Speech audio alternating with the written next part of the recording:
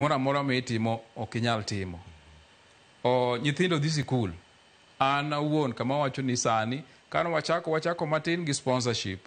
Sani nyithindo mwa sponsor primary nyaka secondary nyaka university. Nikech sani wan gi nyithindo karibu 10 university. Moko bendo dhi e college. Gin over 100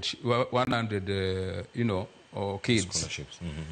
Jo primary ne wadhi bawa gero school miluongo ni Dominion Model School in Dhiwa.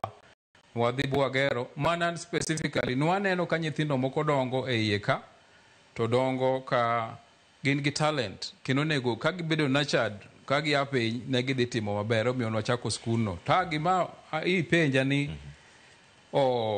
opposition ilago. Watimo ginade. Kore umiya wacho ni mokwongo en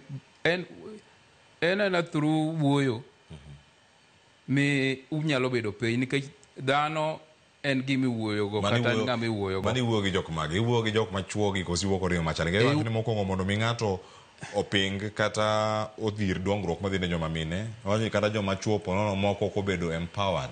Kata joma chuo moko bende wicho wil godo. Koro kage neno ka energy mathoth itero mana kuom joma mine. Koro gineno mana hostility cha bende nyalo chako donjo giwacho ni aya.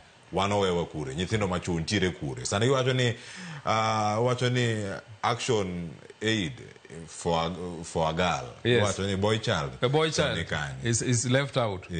Gima nyalo wacho ni inyalo tiyo gi gik mang'eny.